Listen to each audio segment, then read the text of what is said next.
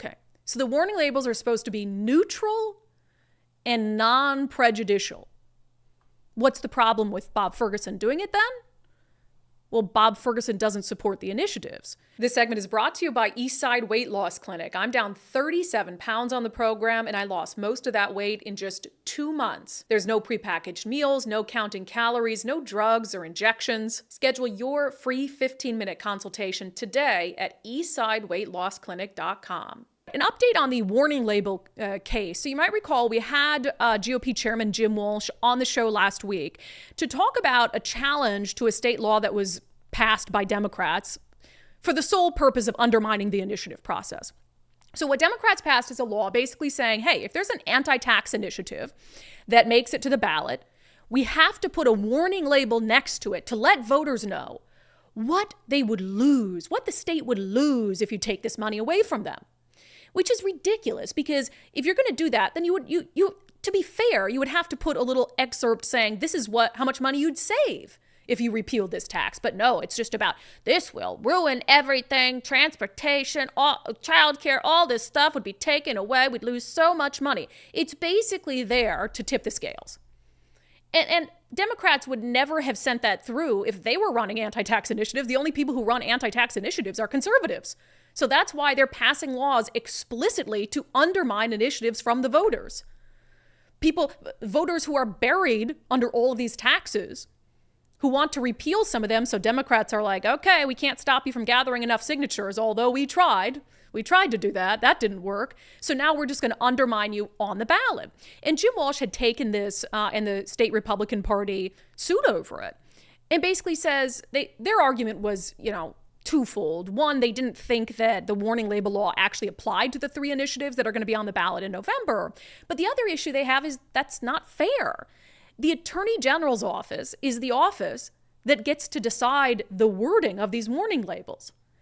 How is that fair? Is a politician who's running for governor really the person to be able to do the sign off on what the verbiage actually is?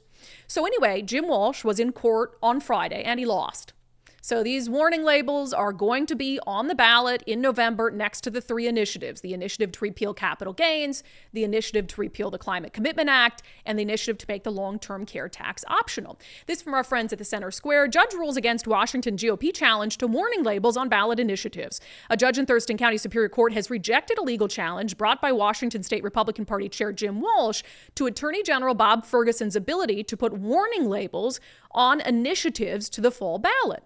Judge Allison Zip ruled that all 3 initiatives, one to give workers an opt-out to the WellCares program, one to repeal the cap-and-trade program, and one to repeal capital gains, are in fact subject to Washington's Public Investment Impact Disclosure Statute. During oral arguments Friday, attorney Noah Purcell from the AG's office argued the legislature enacted the Public Investment Impact Disclosure Statute to provide voters with additional information on the ballot about the fiscal impact of the initiatives they are considering. All 3 of the measures being considered here today clearly meet criteria for this statute. Attorney Joel Ard made arguments on behalf of the plaintiffs, telling the judge that when it comes to Initiative 2117 to repeal the CCA, putting a warning label on the ballot measure isn't necessary because the CCA is not a tax or a fee. Quote, it's a commodity charge, said Ard. These auction credits that are purchased meet the criteria for being a commodity charge because anybody can buy them. It's not a fee, it's a regulatory fee, and it's not a burden impact fee, it's a commodity charge. So anyway, the judge, having heard both sides of this argument, decided that no, these warning labels in fact get to go into place. From the Center Square, Judge Zip pushed back, reading a section from the statute that created the PIID. The legislature further finds when a ballot measure will affect further funding of public investments, a neutral, non-prejudicial disclosure of public investments affected would serve that purpose. She suggested lawmakers' intent was to ensure voters understood if initiatives would impact state investments. Quote, it certainly serves the legislature's purpose and clear intent of ensuring that the public should be able to know the fiscal impact that their vote will have on public investments.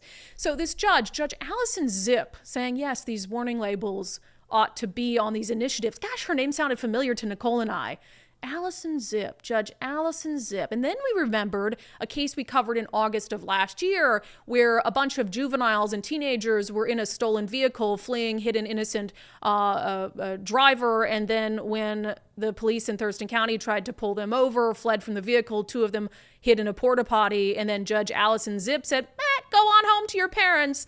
No bail required. Here's a clip from King 5. A judge checked a box that said there exists a substantial danger that the defendant will commit a violent crime and shall be released, but without having to post any bail. Yeah, so Judge Allison Zip said that the defendants were a danger to the community. However, they could be released without posting any bail. Yeah, that's the judge that sided with Attorney General Bob Ferguson's office in saying that these warning labels absolutely have to be on the ballot and aren't designed to tip the scales at all. Wow. A lot of faith in the legal system in our state. But I think things get even worse here because inherently the idea of having Bob Ferguson, a politician in his office, be the entity to determine whether these warning labels are neutral and non-prejudicial. Okay, so the warning labels are supposed to be neutral and non-prejudicial. What's the problem with Bob Ferguson doing it then? Well, Bob Ferguson doesn't support the initiatives. We knew that, but he's actually now on the record as having said it. The Seattle Times just released its interview with him for its editorial board, and he said in no uncertain terms he's against the CCA initiative. So number one, I oppose the initiative, right? So I support the Climate Commitment Act. Yeah.